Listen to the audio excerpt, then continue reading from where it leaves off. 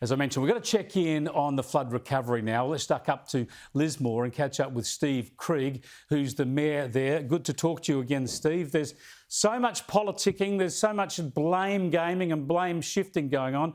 I just want it straight from you. How is the recovery going? Are you getting enough assistance from the governments and authorities that you need?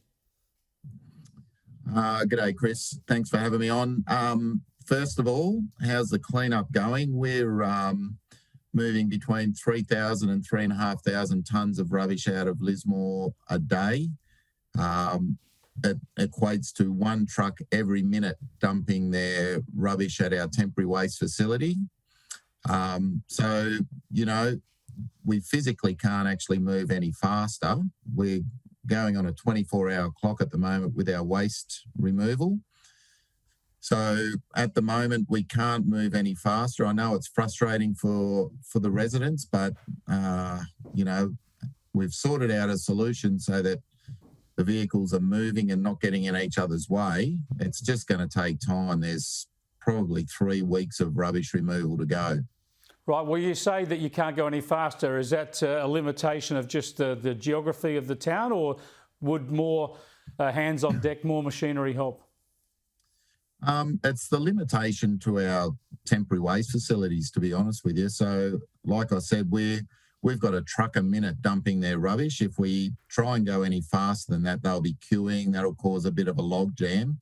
So we've sort of worked out a system so that for 12 hours a day, the rubbish is coming in, 7 a.m. to 7 p.m. And then from 7 p.m. through to 7 a.m., the rubbish is getting removed out of those temporary facilities to a more permanent waste facility.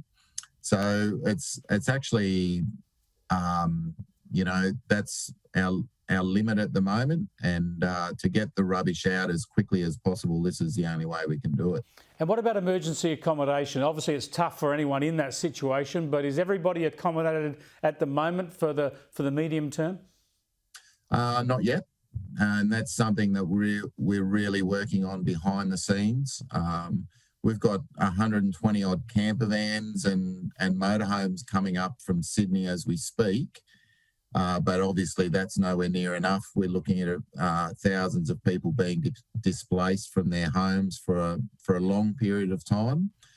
Myself personally, I'm aiming for about a 6 to 12 month window before I get back into my home, and that's being optimistic. I'm staying with some great people at the moment, Chris, but I'm not the nicest person to live with, so that welcome will be worn out very quickly. Yeah, how are you coping personally? Obviously, you're stuck out of your house, damaged there, and you must be working 24/7.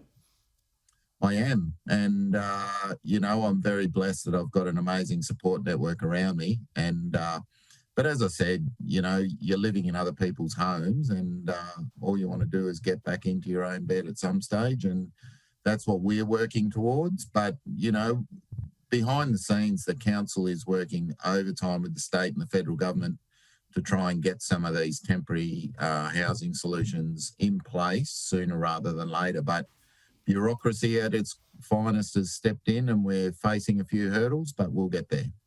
Yeah, thanks for talking to us, Steve. I appreciate your time. Again, we'll keep in touch. Thanks, Chris. Steve Krieg there, the Mayor of Lismore. Think about his situation. He's out of his house. He's got all that personal drama and trauma, yet he's working, as you've seen him on here, on this show and other shows, he's working flat out to help the people of Lismore.